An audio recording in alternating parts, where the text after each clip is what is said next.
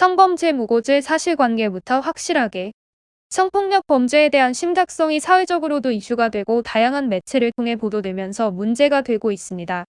타인의 성적 자기결정권을 침해하고 인권을 무시하며 짓밟는 행위는 용서받지 못하는 일이 맞다고 하였습니다. 그렇기에 처벌 수위를 강화시켜야 한다는 목소리가 높아지고 있으며 보안 처분 등을 더욱 강화하여 사회적으로 활동을 할 수 없도록 해야 한다는 내용에 대해 동의하는 분들이 많다고 하였습니다. 그러나 억울하게 가해자가 되는 케이스도 존재하는 만큼 무턱대고 피해자를 비난하거나 허위로 고소하는 등의 행동을 해서는 안 된다고 하였는데요. 만약 피해자가 상대의 거짓으로 하여금 사건에 연루되었다면 한 사람의 인생이 누군가의 무고로 하여금 나락으로 떨어질 수 있다는 것을 우리는 잊어서는 안 됩니다. 무고 사건은 사회 곳곳에서 발생하고 있다 하였는데요. 대표적인 예시가 인기 남자 배우의 성폭행 무고 사건을 이야기할 수 있다고 하였습니다.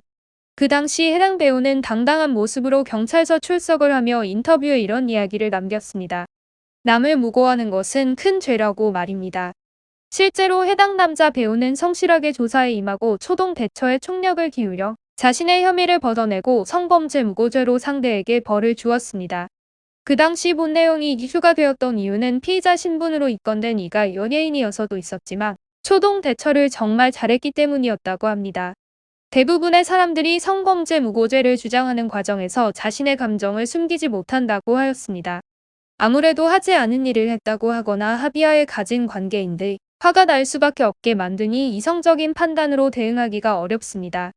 누군가는 경찰 조사 과정에서부터 화를 내며 진정하지 못하는 태도를 보이기도 하고 누군가는 자신의 진술에 신중해야 하는 시기를 놓치기도 합니다.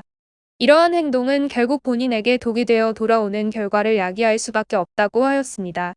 억울하게 누명을 쓰게 되었다면 빠른 시일 내에 나의 무고함을 입증할 수 있는 근거 자료부터 수집해야 한다고 하였죠. 그리고 자신이 범죄를 저지르지 않았다는 것을 증명하고 빠르게 대응을 해야 합니다. 성폭행 사건이 위험한 이유는 상대의 동의 없이 강압적으로 가지는 성관계 범죄이기 때문이라 하였습니다.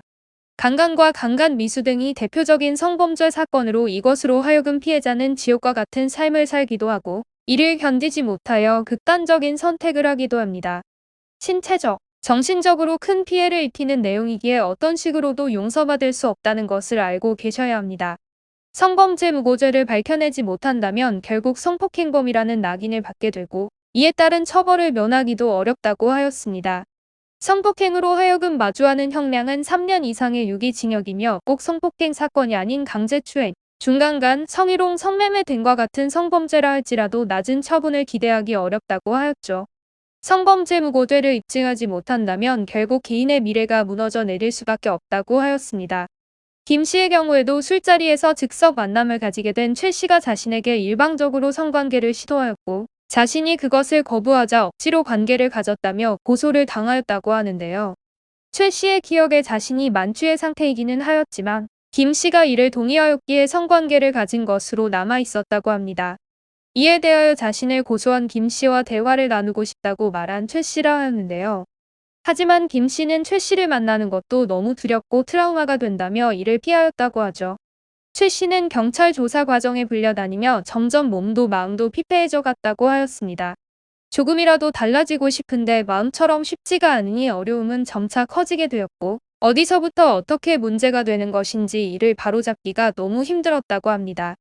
이후 주변인들 사이에 소문까지 돌게 되자 무고를 밝히기도 전에 성범죄자라는 꼬리표가 달린 상황에 스트레스를 크게 받으셨는데요.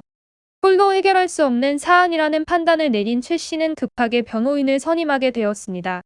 변호인은 고소인인 김 씨의 고소장 내용을 정보 공개 청구를 통하여 확인하였고 최 씨와의 심층 상담을 토대로 두 사람의 이야기에 서로 다른 부분이 있음을 확인했습니다.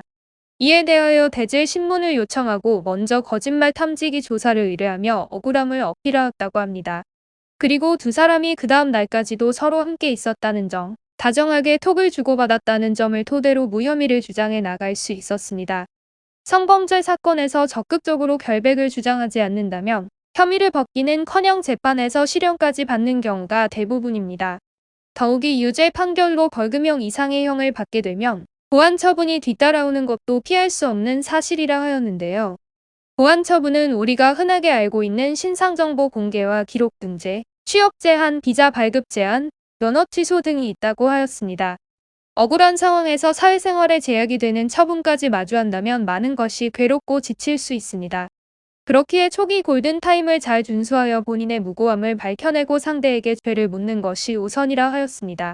무고죄가 성립되기 위해서는 상대의 신고 내용이 객관적인 진실이 아닌 허위 사실이라는 것을 입증하는 절차가 필요하다고 하였습니다. 그리고 상대가 신고를 통하여 나를 형사 처분이나 징계를 받고자 유도했다거나 합의금을 목적으로 이와 같은 신고를 고의적으로 했다는 사실을 밝혀내는 것이 급선무입니다.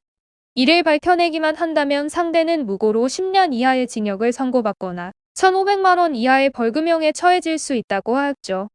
성폭력 범죄는 집행유예 선고가 내려지지 않기로 유명하다고 하였습니다. 그만큼 타인의 성적 자기결정권을 함부로 하는 행위에 대하여 용서하지 않겠다는 것이 사법부의 입장이라 하였죠.